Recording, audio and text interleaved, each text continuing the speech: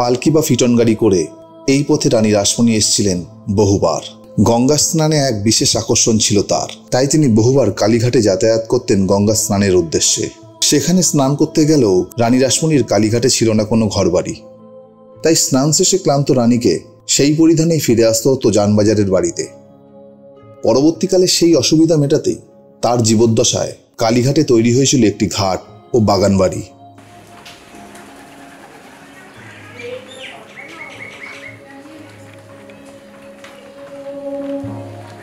এটি হলো রানী রাসমণির স্নান করার পরে তার ড্রেস চেঞ্জ করার ঘর বা বিশ্রাম ঘর। বাবু রাজচন্দ্র এই বাড়িটিকে তিনি ওনাকে তৈরি করে দিয়েছিলেন কারণ যাতে বিশ্রাম করতে পারেন। সামনেই বলরাম ঘাট আছে, এইখানেতে রানী রাসমণি স্নান করতে যেতেন পালকি করে, তারপরে আবার ফিরে আসতেন, ফিরে এসে এখানে চেঞ্জ করে তারপরে জানবাজারের বাড়িতে যেতেন।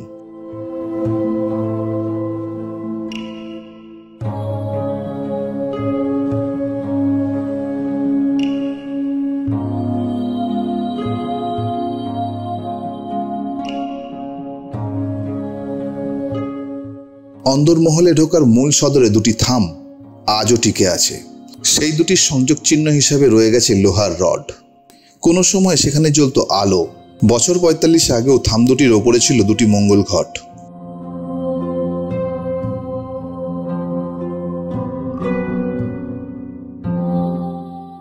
এখনো রাস্তা থেকে প্রায় ২.৫-৩ ফিট উঁচু এই বাড়ির ভিত। ভিতের অংশ ফাঁপা এবং অর্ধচন্দ্রাকারে খোলা, ফলত ভিতের নিচে বাতাস খেলত এবং ড্যাম পড়ার কোনো সম্ভাবনাই ছিল না। এজন্য এত বছরে কোনো নোনাও ধরেনি। ঢোকার মুখে টানা সরু বারান্দা পেরিয়েই সদরমহল। সুবিশাল এই কঙ্কালসার বাড়িতে আজও বসবাস করেন ৩২টি ভাড়াটে পরিবার।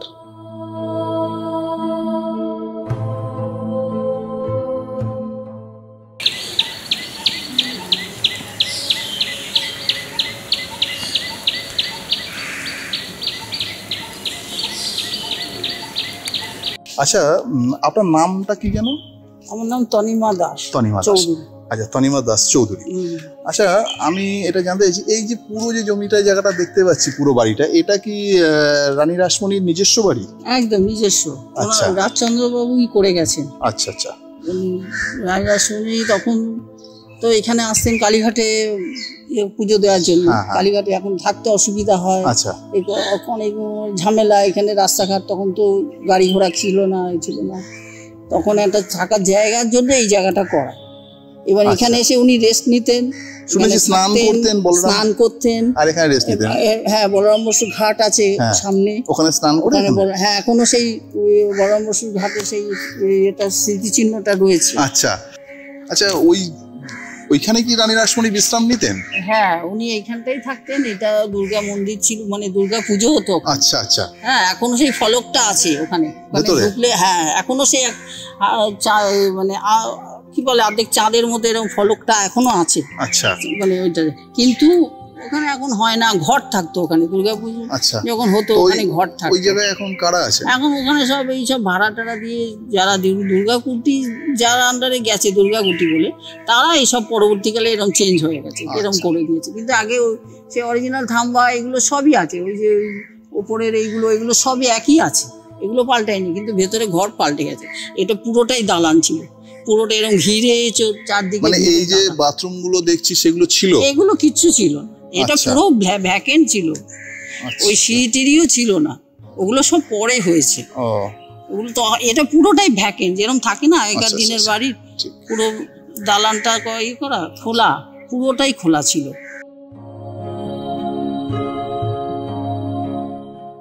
ঠাকুর দালানের ভেতরেই ছিল একটি কক্ষ।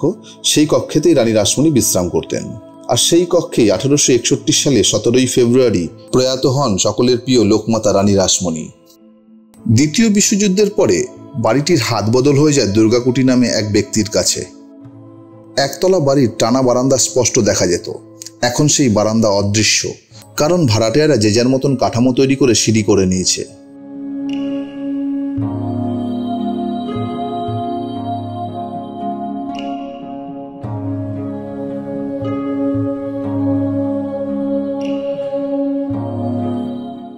আচ্ছা, মানে আমি শুনেছি এখানে একটা স্কুল ছিল, তো এই স্কুলটা, এই বিল্ডিং গুলো কোথায় হতো? মানে এখানে স্কুলটা স্কুলটা এখানেই হতো, মানে পুরো জায়গাটাতে স্কুল হতো? পুরো জায়গা নিয়ে স্কুলটা হতো, কিন্তু এইগুলো কিছু ছিল না। মানে এই ঘরগুলোতে দেখছেন এগুলো কিছু ছিল না, মানে বিল্ডিংটা ছিলই না।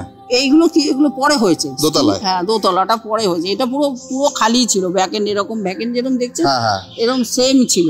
আচ্ছা, কিন্তু এটা স্কুল করার সময় এটা নাকি হয়েছে, আমারও তো শোনা কথা। আচ্ছা, আমি ঠাকুমা ওদের মুখ থেকে শোনা কথা। তাহলে এই চিলেকোঠাটা অরিজিনাল। আচ্ছা, চিলেকোঠাটা সেই রানী রাসমণি? হ্যাঁ, ওটা অরিজিনাল এবং অরিজিনাল সিঁড়ি এটাই। আচ্ছা, তাহলে ওই সিঁড়িটা পেছনেটা পরে? ওটা পরে হয়েছে। আচ্ছা, এটা অরিজিনাল সিঁড়ি? অরিজিনাল যে সিঁড়ি বলতে যেটা বলা হয় চিলেকোঠার ঘরে উঠতে গেলে সেই সিঁড়িটা এখনো আছে, আছে, কিন্তু একটু পাল্টেছে। কিন্তু বদল হয়ে গেছে। আপনি আমাদের একটু ভেতরে দেখাতে পারবেন চিলেকোঠার যে সিঁড়িটা ভেতর থেকে? হ্যাঁ, আমরা এখন সেটা ব্যবহার করি, মানে আমাদের পোর্শনে পড়ে গেছে।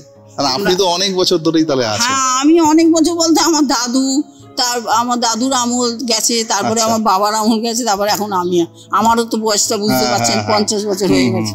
আমি এত বছর ধরে এখানে রয়েছি। আমি সব ঠাকুমা দাদু ওদের মুখ থেকে গল্প শুনে শুনে বা কিছুটা নিজে ইয়ে করে যেটুকু জেনেছি এইভাবেই জেনেছি। তবে আগে এইগুলো তো আমার চোখের সামনেই হয়েছে, এসব তো কিছু ছিল না, প্লেন ছিল। এইগুলো আমার চোখের সামনে হয়েছে, আমি এই জন্য বলতে পারছি। আচ্ছা, ঠিক আছে, তাহলে আপনি একটু আমাকে ভেতরটা চিলেকোঠাটা একটু দেখাবেন? হ্যাঁ, চলুন। এটা সেই চিলেকোঠা? এটাই চিলেকোঠা। এটা খোলা যাবে? হ্যাঁ। আচ্ছা, আমরা এটা এখন কিচেন হিসাবে ব্যবহার করছি। ও, বুঝেছেন? আচ্ছা আচ্ছা, খালি ছিল, এখানে চিলেকোঠার ঘর বলতে যেটা বোঝায় সেটাই অ্যাকচুয়ালি এটাই। আচ্ছা, আর সিঁড়িটা হচ্ছে পাশে? সিঁড়িটা পাশে, ওইখান দিয়ে ওঠানামা করতেন। আচ্ছা আচ্ছা। আর খালি একটু চেঞ্জ হয়ে গেছে, কেননা আগেকার দিনের কি অন্দরমহল বাইরের মহল এসব ছিল, যার জন্য এই সিঁড়িটা দিয়ে উঠলে সব যারা অন্দরমহলের মহিলারা তারাই যাতায়াত করতো, তারাই বেশি ইয়ে করতো, তার জন্য সিঁড়ি ঘুরে নিচে নেমে গেছে, এইদিকে নেমে এই পোর্শন নেমে গেছে। আচ্ছা আচ্ছা, সিঁড়িটা এইদিকে নেমে গেছে। কিন্তু পরবর্তীকালে সেটাকে ব্লক করে দিয়ে ওখানে আমাদের বাধ্য হয়ে আমরা সিঁড়িটা ঘুরিয়ে নিই। সরু ইটের থাম, কাঠের কড়িবর্গা, চুনসুরকির মিশেল আর জানলার ওপর খিলনার নকশা বুঝিয়ে দেয় প্রাচীনত্ব।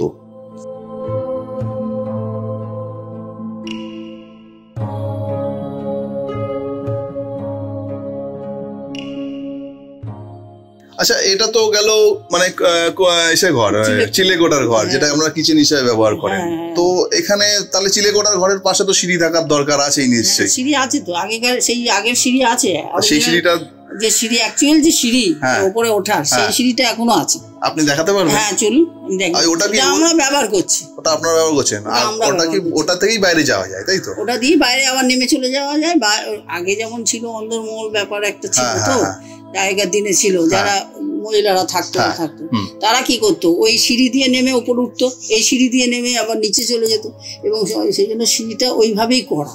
আচ্ছা আচ্ছা আচ্ছা, মানে এই সিঁড়িটাই যেত অন্দরমহলের দিকে, সেটা বর্তমানে এখন ঘুরে গেছে, আপনারা নিজেদের ইউজের জন্য চেঞ্জ হয়ে গেছে। হ্যাঁ, আচ্ছা আচ্ছা, এখনো সেই সিঁড়ি এগুলো রয়েছে, একই রয়েছে, কিন্তু একটু চেঞ্জ হয়েছে। চলুন তাহলে দেখি সেই সিঁড়িটা কেমন, দেখিয়ে দিচ্ছি। আচ্ছা, এটাই সেই সিঁড়িটা? এটাই সেই সিঁড়ি। আচ্ছা, বুঝতে পারছেন? এইগুলো সবই একই আছে। আচ্ছা, পাল্টাই না। আচ্ছা আচ্ছা, আপনি নামতে পারবেন এখান থেকে? বাপরে বাপ, খাড়া আছে। হ্যাঁ, আপনার এখান থেকে যাতায়াত অভ্যেস হয়ে গেছে। চলুন বলে দিচ্ছি। এই যে সিঁড়িটা এই যে নামছে না, এই সিঁড়িটা এইখানে নেমে এদিকে গেছে। আচ্ছা, বুঝতে পেরেছি? আচ্ছা আচ্ছা, এই যে সিঁড়ি এগুলো কিন্তু একই আছে, পাল্টায়নি। এই জায়গাটাই বন্ধ হয়ে গেছে। এটা কিন্তু পরে হয়েছে। আচ্ছা আচ্ছা, পরে হয়ে এইখান দিয়ে সিঁড়িতে এরকমই ধাপটা গিয়ে নিচে চলে গেছে। আচ্ছা, নিচে গিয়ে ওই যে পোর্শনটা দেখালাম ওইদিকে সিঁড়িটা নেমে গেছে। আচ্ছা, ওইখানে ওখানে অনেকেই থাকতো, ওদিকে ঘর ছিল, ওইখানটা চলে গেছে। এবার এইটা তো পরে হয়েছে বলে এটা আমরা সুবিধার জন্য আলাদা করে নিয়েছি। আচ্ছা, আলাদা করে মানে এখানে এটা নালে এটা তো আগের নয়, এটা আপনারা বাইরে যাওয়ার জন্য ব্যবস্থা করে নিয়েছেন নিজস্ব। এটা আগের নয়, ওই অবধি আগে। আচ্ছা, এইসব এই দরজা পর্দা এইসব মানে নতুন, এগুলো পরে হয়েছে। আচ্ছা, এই দরজাটা নতুন? আচ্ছা, মানে নতুন মানে এখন হয়েছে, রং করছে, এইগুলো সব পরে হয়েছে। আচ্ছা,